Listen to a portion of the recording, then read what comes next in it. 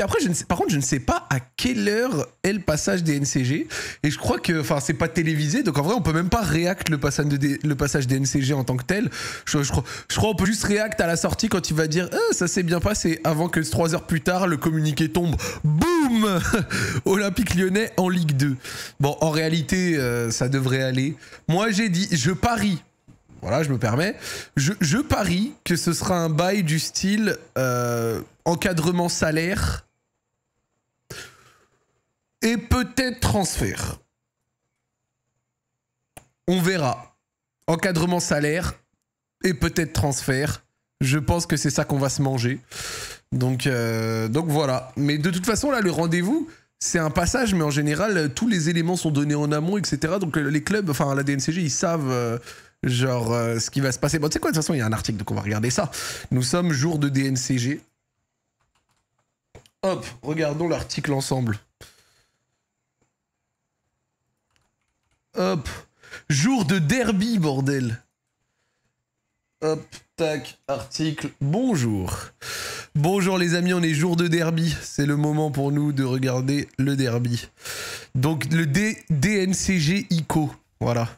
Pourquoi l'OL de John Textor pourrait, donc ça parle toujours, voilà, ça parle toujours en mode éviter la relégation administrative en Ligue 2, sachant que actuellement, au moment où on est en live là, pour ceux qui sont peut-être sur YouTube, quelqu'un a dit dans le chat, Bordeaux passe à 11h, il est 11h12. Donc là les gars, on est en train de parler. Dites-vous que pendant qu'on est en train de parler, il y a Gérard Lopez, le très honnête, qui est en train de parler devant la DNCG. Gérard Lopez. Le bandit, le voleur. C'est toujours très agréable de se dire qu'on passe après l'élève pourri. Genre ça, tu vois, les mecs de la DNCG, ils sont là, ils passent de, tu sais, ils font passer Lopez, puis après ils font passer l'OL, tu vois. Donc ça va. Allez, regardons. Le feuilleton dure si longtemps que les supporters lyonnais n'osent plus y croire. Cette semaine, l'OL pourrait redevenir un club comme les autres.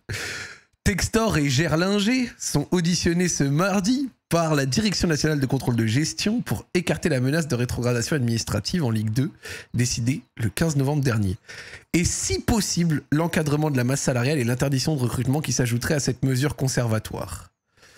Moi, j'avoue que parmi toutes ces mesures, donc rétrogradation administrative, interdiction de recrutement, encadrement de salarial, j'en garderais bien une des trois. Devinez laquelle ? Nous avons l'argent, a déjà répété plusieurs fois le président américain du club à divers interlocuteurs, mais aussi supporters. Cet hiver, l'OL s'était engagé devant le gendarme financier du football à apporter 175 millions d'euros. Ce qui est quand même une belle somme. Mais, si on additionne l'ensemble des opérations annoncées par Eagle, le club semble y être entre l'apport de 83 millions d'euros des actionnaires cet hiver. Voilà. Les ventes du mercato de janvier, 30 millions. Le transfert tout frais de Ryan Cherki à City, 42 millions. Les options d'achat validées, Le Penant, Benrahma, Amin Sarr, pour 22,5 millions. Ou le produit de la cession de Luis Enrique par Botafogo au Zénith Saint-Pétersbourg, plus de 200 millions en tout. Si vous vous demandez pourquoi Luis Enrique, joueur de Botafogo, qui part au Zénith, les sous vont pour l'OL, tout simplement parce que c'est l'OL qui avait acheté Luis Enrique pour Botafogo en lui achetant ses droits économiques. Donc quand tu achètes le droit économique d'un joueur, il a le droit de jouer dans un autre club, mais après c'est toi qui as l'argent s'il est vendu. C'est super comme système. C'est bien comme système, non? C'est cool. L'OL achète des joueurs pour un autre club, puis après l'OL est en difficulté économique, mais récupère les sous s'il y a vente. C'est génial. Allez, on continue. De quoi nourrir un certain optimisme dans la droite ligne d'un dialogue devenu constructif avec l'instance de contrôle.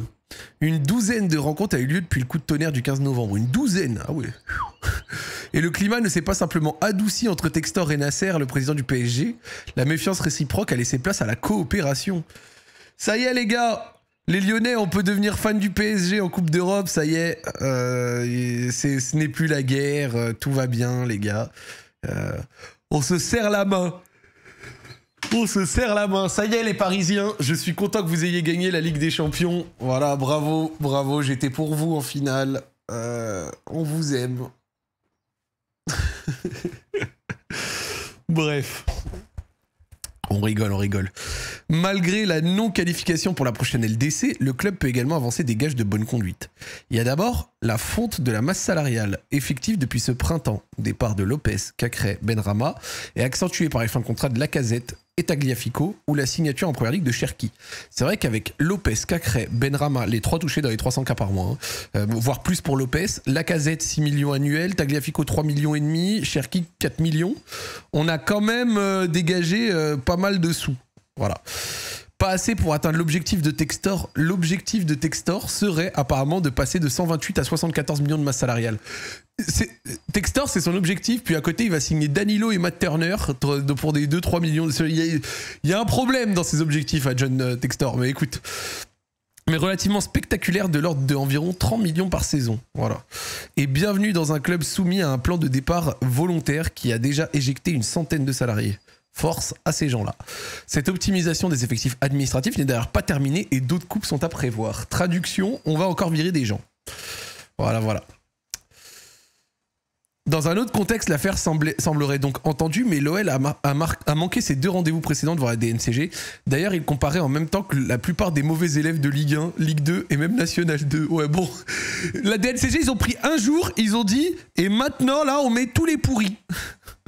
L'OL est aujourd'hui référencé localement comme un mauvais payeur. Il a encore été sommé il y a un mois de régulariser pour près de 11 millions d'arriérés auprès de l'URSSAF. Ce qui a été fait dans la foulée de la parution de l'information.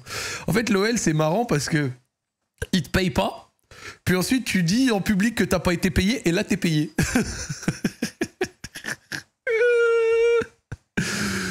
Au niveau national, continental et même planétaire, ces bourbes administratives et financières l'ont placé sous la surveillance de toutes les instances du football. La LFP, la FFF, l'UEFA, la FIFA, le collège de Nanterre, la ZUP d'à côté, le gouvernement français, les missiles balistiques iraniens. Wesh, y'a qui nous surveillait pas là? Alors, Eagles donne des gages tous azimuts dans l'urgence. La case d'Allery de Lyon, non mais frère, c'est la station spatiale internationale. Non mais c'est une dinguerie quand même. On avait sur nos côtes la LFP, la FFF, l'UEFA, la FIFA, la CGT là. Ah, on entend tes oiseaux, merde. Désolé, si vous entendez les oiseaux, c'est le bruit que je me mets en fond pour éviter d'être fou. Attends. Est-ce qu'on les entend encore? Non, ça va. Alors,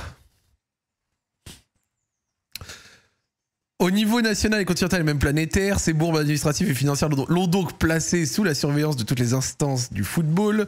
Alors, Eagle donne des gages tous azimuts dans l'urgence. Le DG de l'OL, Laurent Prudhomme, et le directeur financier Baptiste Vipret ont été écartés. Si jamais le directeur financier, ça, je pense que c'est aussi parce qu'on avait oublié de payer les 2000 € pour la formation d'Amin Sarr, bref. Il y a quelques semaines, le 5 juin, un apport personnel de Textor de 25 millions est entré dans les comptes du club.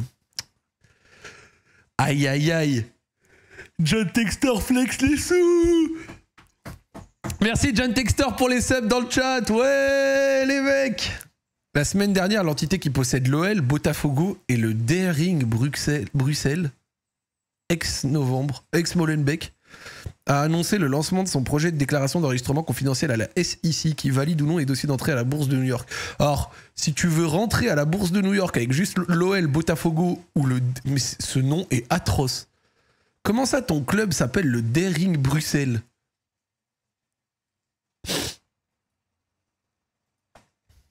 Le Daring Bruxelles.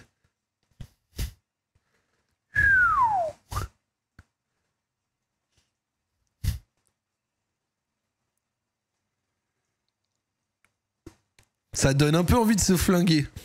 Surnom les Daring Men.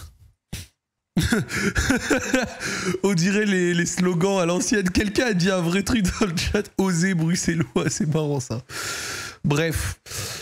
Le fait de rentrer à la bourse avec seulement ces 3 clubs me paraît quand même léger. C'est pour ça que, en vrai, en vrai de vrai, on se dit que avec les 200 millions de la vente de Crystal Palace, ce serait vraiment pas étonnant que Textor essaye de prendre un autre club anglais. Il y a une info là qui est sortie, serait peut-être sur Sheffield Wednesday, ça m'étonnerait. J'ai l'impression que Textor, il essaye de prendre des clubs qui sont autour de Londres ou des trucs comme ça. En vrai, il y a un club, moi je trouve évident, soit en PL, soit en Championship, qui est à prendre, qui a déjà une histoire, qui est sûrement à vendre, où il y a des bons joueurs, et même s'il fait un peu l'aller-retour, pour moi c'est Southampton. Mais il a pas de tal Textor. Si, Textor il a des sous. Mais c'est juste qu'il a pas v'là les sous. Mais il a des sous. Mais c'est juste que voilà, compliqué. Bref. Il a aussi annoncé 5 nouveaux administrateurs. Alexandre Baffer, Dave Orin, Sam Lynn, Christopher Malon, Frank Patterson. Censés apporter leurs compétences dans les stratégies financières et boursières. Donc, et il y en a notamment un, Christopher Malone, qui va être là pour découper. Hein. Lui, il est là pour la rentabilité, essayer d'arrêter les fuites, on verra. Enfin, lundi, Palace a officiellement confirmé l'accord de vente des parts du club détenu par Textor à Robert Wood Johnson, un homme d'affaires américain déjà copropriétaire des New York Jets. Donc là, on est sur de la NFL. Le montant de la transaction n'a pas filtré, mais il se situe au-dessus de 200 millions. Et si Textor n'a pas encore dit où il comptait placer ses liquidités, l'info tombe à pic pour le président lyonnais qui n'a jamais semblé aussi solvable qu'au moment de se rendre à la DNCG ce mardi à sa descente d'avion depuis Los Angeles, où il assistait lundi soir au match de Botafogo contre l'Atlético Madrid en Coupe du Monde des clubs. Bon, avec ce qu'on vient de lire, plus les différents éléments, on peut penser que ça pourrait aller. Maintenant, la réalité, c'est que comme j'ai dit, pour moi, l'OL a vraiment besoin de baisser sa masse salariale. Donc, un encadrement masse salariale, je ne serais pas contre.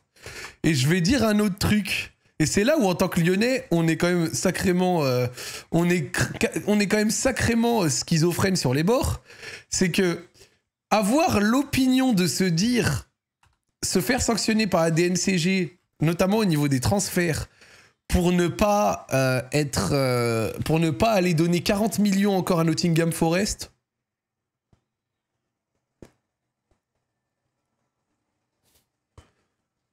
En vrai. En vrai. Pas le scandale, non? Pas le scandale, non?